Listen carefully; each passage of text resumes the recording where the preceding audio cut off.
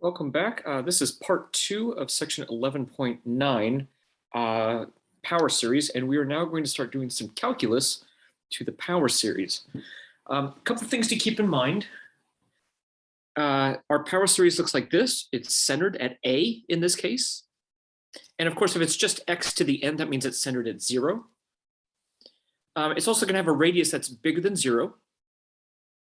And then the function is defined here as C naught. Now, C naught is a constant. It's a specific number. C sub 1 is a specific number. C sub 2 is a different specific number. But these are the coefficients that are going to be part of this. And our interval is going to be here, plus or minus r, to our center, which is A in this case. Now, we're going to get into derivatives here and integrals. And I want to point out that if I take the derivative of this with respect to x, now remember, n is not a function of interest. This here is a constant.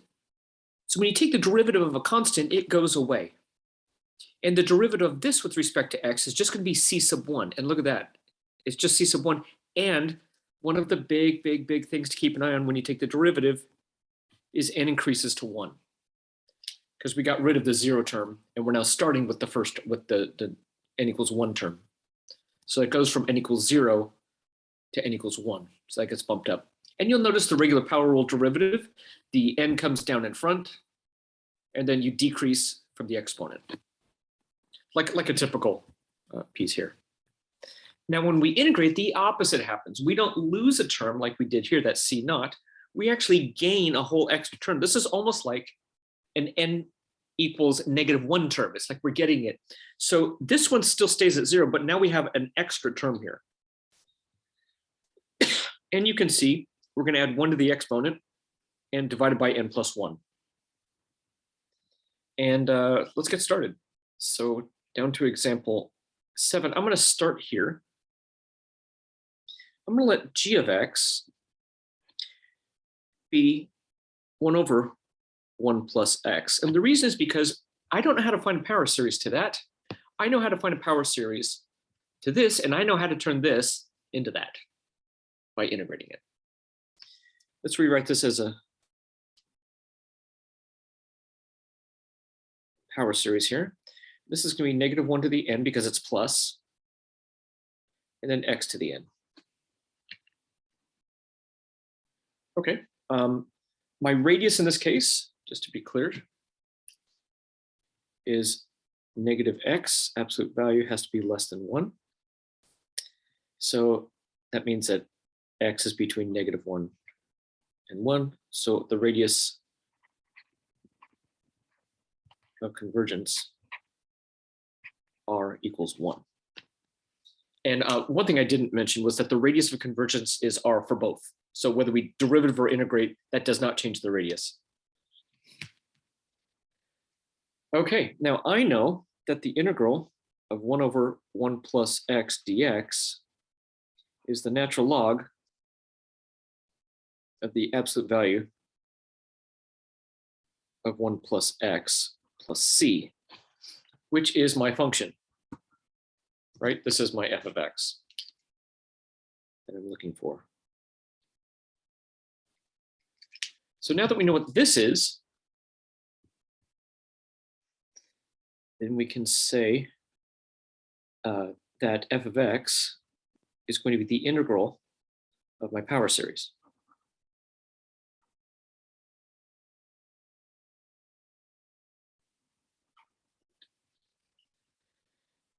And we are going to go ahead and integrate this. This is going to give us c plus summation. Remember, we start at 0 with the integral. That doesn't change. It's only the derivative when it changes. -1 to the n. Now, I need us to picture that this is with respect to x. That's what the dx represents. So n is not affected in any way by this. Only the part that has a function of x. So that's going to be n plus 1 over n plus 1. Now, with these, we need to calculate what the constant of integration is. Now this one's centered at 0. We know this because that's not x minus 3 or x plus 2 or something like that. We'll have a special problem coming up where we actually do that.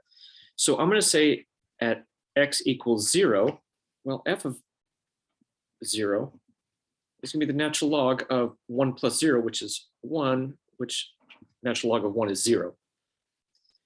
And I know when I plug in 0 there, I'm going to get 0 plus 0 plus 0 plus 0 plus 0, and so on. And so this becomes c plus 0, 0, which means the constant of integration is 0.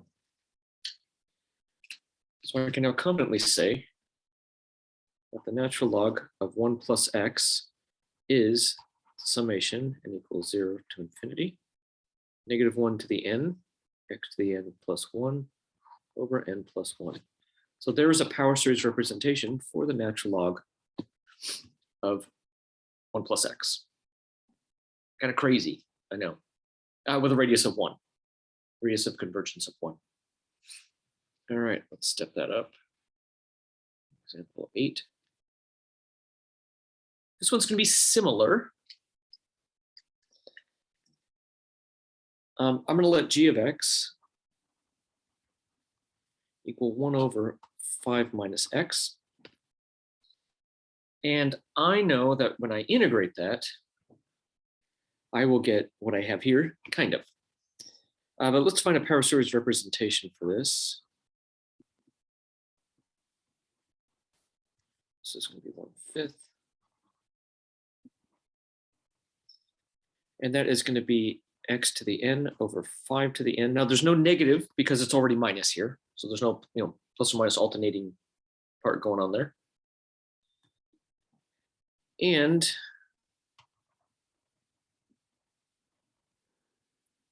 x to the n over 5 to the n plus 1. So that is this function here. Now when I integrate 1 over 5 minus x dx, because of the minus there, I'm going to get an extra negative ln, absolute value of 5 minus x plus c. Now you'll note that isn't quite my function. So what that means is I'm going to have an extra negative with my integration. So I'm going to go ahead and put that there. This is, let's do this. F of x equals negative the integral, because that extra negative there. And now I'm going to use the power series representation for that.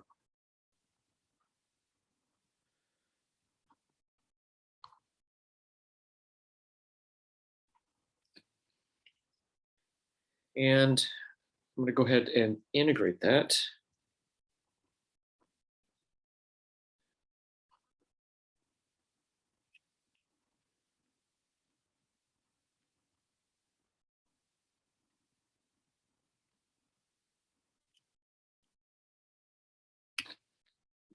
Plus my constant of integration, of course. And what I'm going to end up with is I know that at x equals 0, so let's do that.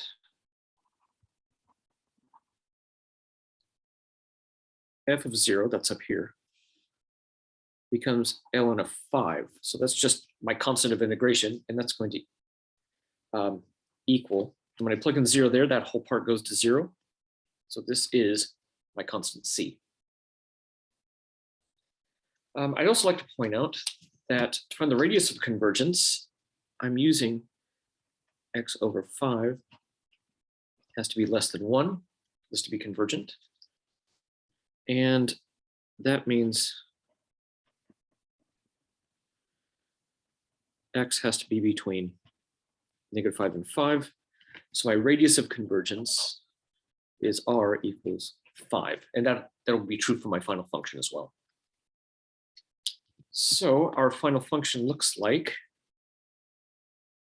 and I can write it like this. I can go to 5 minus summation n equals 0 to infinity, x to the n plus 1 over n plus 1, 5 to the n plus 1, That is our ln of 5 minus x.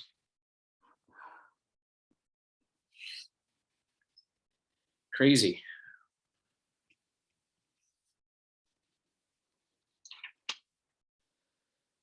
All right, we've got a few more examples. In this one, we're going to actually do the derivative. I will put that x in at the very, very end when we're all done. So right now, I'm going to let my g of x be a function that I already know how to find a power series. And remember that that's going to become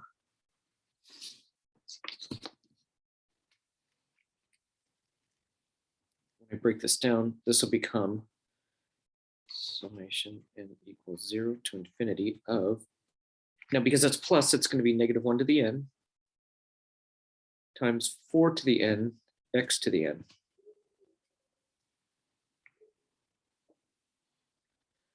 All right, now we are centered at 0 for this one. And I know that when I take the derivative,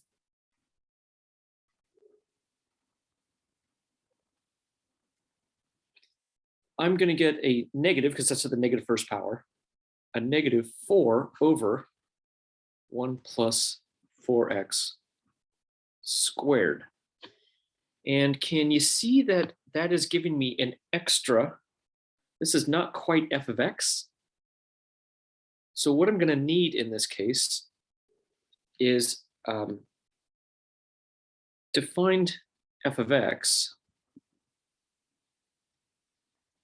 I'm going to need the negative x over 4. There's that negative 4 that I'm dividing out. You can see when I divide that out, I'm getting 1 over. And then I'm going to need the power series representation of it squared. So let's do this. Let's do g prime of this is going to give me, now remember, n is going to start at 1 now. And that stays negative 1 to the n, 4 to the n times n, x to the n minus 1.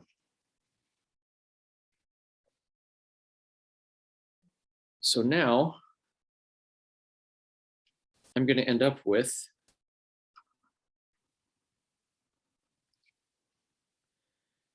negative 1 to the n, 4 to the n times n, x to the n minus 1.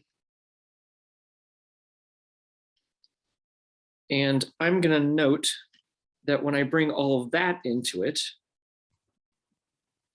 the negative 1 is going to get bumped up by 1. So this becomes negative 1 to the n plus 1. Now, because I'm dividing by a 4 here, that becomes 4 to the n minus 1 times n times x. Now, when I multiply that out, that just gives me x to the n. So there is my power series representation for that function there. Now we need to find our radius of convergence. So I need negative 4x, absolute value has to be less than 1. So negative 1, 4x, 1.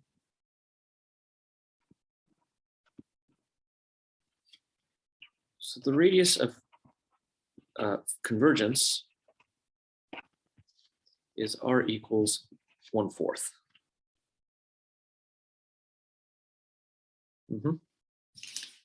There it is.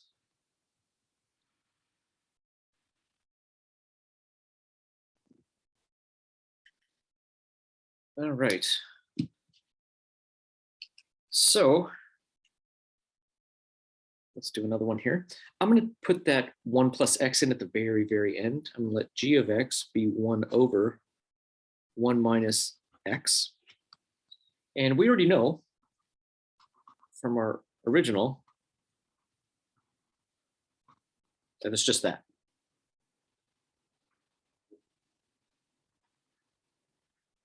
And I know that g prime of x, meaning the derivative with respect to x, of this, now I get a negative 1 because it's the whole thing raised to the negative 1 power, and then I'm going to get another negative 1 there. So this literally just becomes 1 over 1 minus x squared. We end up with two negatives. 1 minus x to the negative first power, that negative 1 comes down, and then chain rule gives me another negative. So it's just that, which is what I'm looking for. So meaning f of x is 1 plus x times g prime of x. So let's take g prime of x. N equals 1, don't forget that goes up, n x to the n minus 1. So this becomes 1 plus x. By the way, some textbooks, they do drop that back down to 0. And so when you go down by 1, all those increase by 1. I'm not going to do that, though. This is that. Times n times x to the n minus 1. And I could bring that inside. It's not really necessary. Let's find the radius of convergence here. So in this case, my r is just x.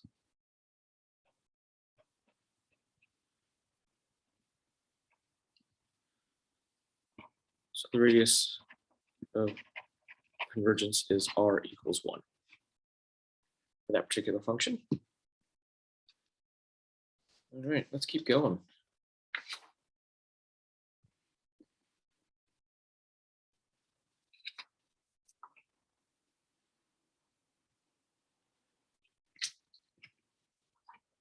All right, so here we're going to look for a power series representation for inverse tangent.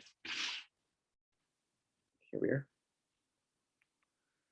Now, I'm going to start with something that I already know.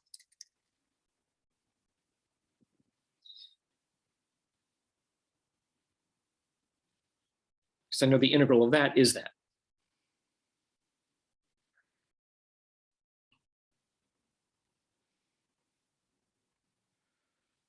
This becomes negative 1 to the n because it's plus, and then x to the 2n.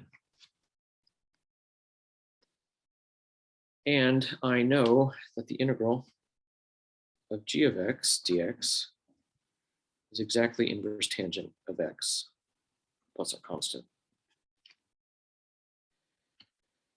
So if I integrate the summation n equals 0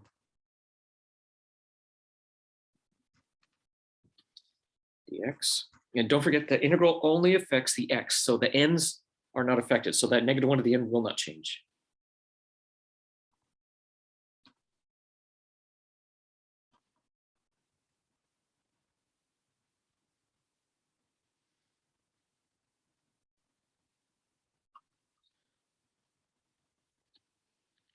So we end up with that. And what we're going to do is we need to find c, because this is an integral. And it's centered at 0.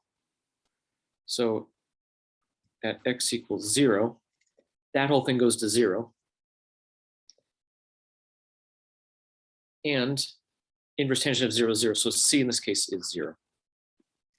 C plus 0 equals 0 is there. So inverse tangent of x as a power series looks like this.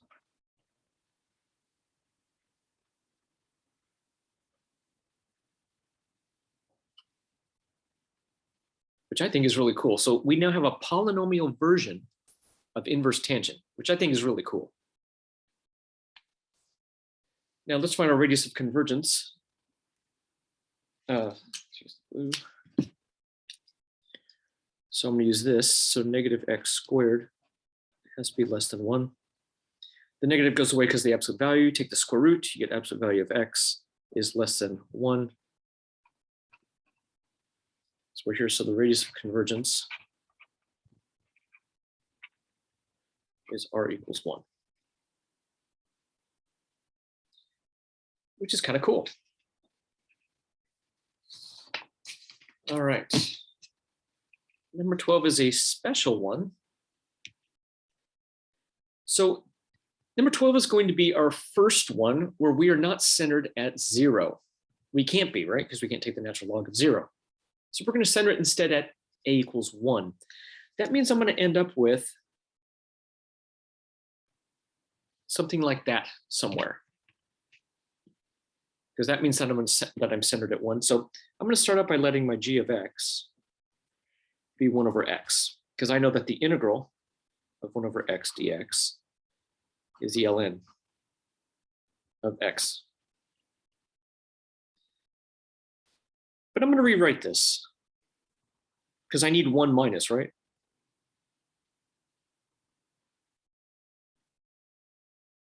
Oops, that's an x.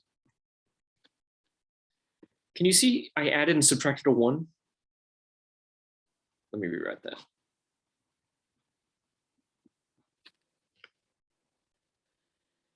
So this means that I'm going to get negative 1 because it's plus in between to the n, then x minus 1 to the n power.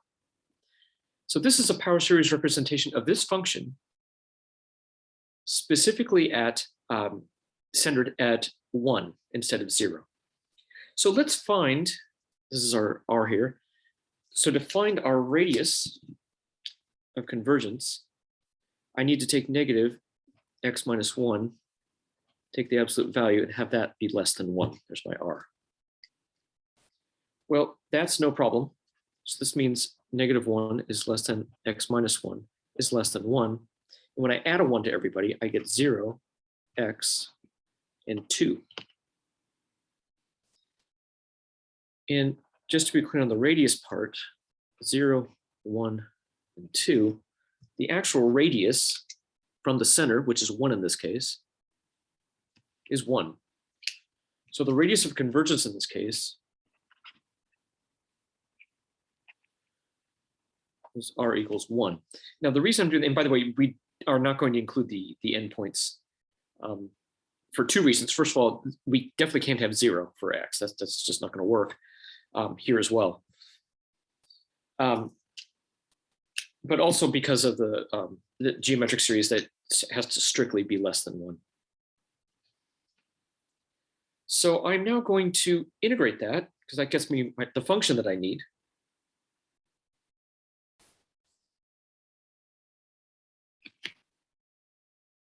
Yes. So the integral of the summation n equals 0 infinity. Oh, by the way, that's also why you see x is always going to be positive here. That's why I didn't need the absolute value anymore, because we're only bounded between 0 and 2 anyway. All right, negative 1 to the n, x minus 1 to the n dx. That's going to give us c plus summation n equals 0 to infinity, negative 1 to the n, x minus 1 to the n over plus 1, n plus 1.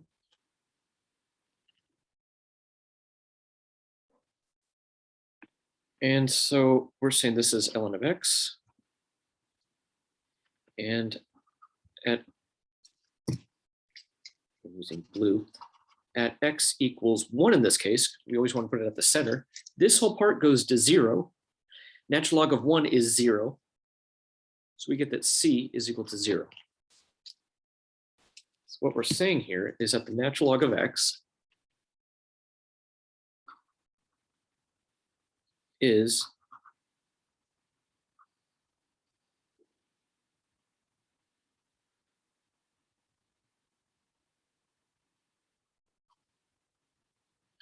when centered at 0.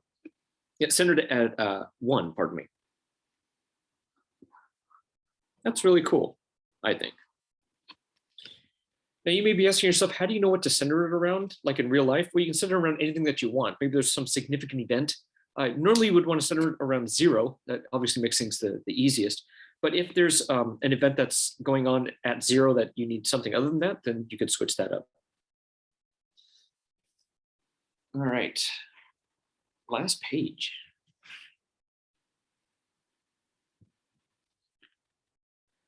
Okay. So what we want to do is we want to find the integral of this. However, before we do, what's different about this is now we're actually looking for an integral of a function. And you can see doing that integral with all the techniques that we know, that's going to be messy and kind of crazy. So let's come up with f of x is 1 over 1 plus x to the 7th, which is going to be -1 to the n because it's addition here, and then x to the 7n power. Okay, so that means that the integral of 1 over 1 plus x to the 7th dx is going to be the integral of the summation -1 to the n x to the 7n dx, which is going to give us c plus the summation of -1 to the n x to the 7n plus 1 over 7n plus 1. And we don't know what this c is. We don't have what this original function was or anything like that. So this is going to have to be our final answer. We're going to need that plus c as a part of that. Now let's find the radius of convergence real quick. This means that the absolute value of negative x to the 7th has to be less than or equal to 1. And so any root of 1 is going to be 1. The absolute value gets rid of the negative. So this means that x is going to be between -1 and 1, which means the radius of convergence r equals 1. All right, last problem.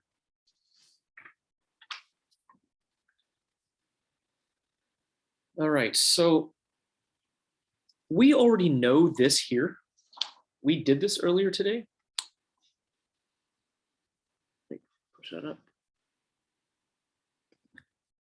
So the natural log of 1 plus that we have right there. I'm going to use that. And I'm going to say that we know that the natural log of 1 plus x already is, from example 7, is to infinity, -1 to the n, x to the n plus 1 over n plus 1. So if I multiply x squared times that, that's going to increase by 2.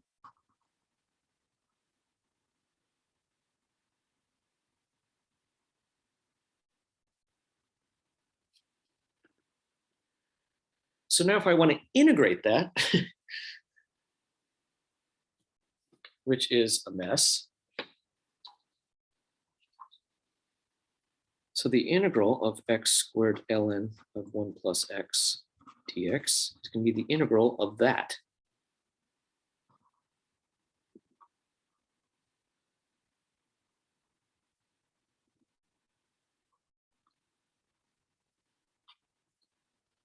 How bizarre is this? So here we go.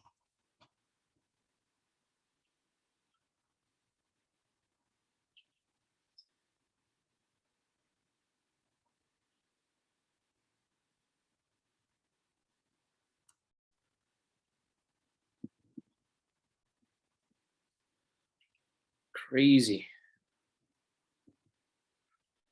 And unfortunately, we don't know anything about this constant of integration. So that ends up being your final answer. You may need to go through this video a couple of times. This gets a little wild. Thanks.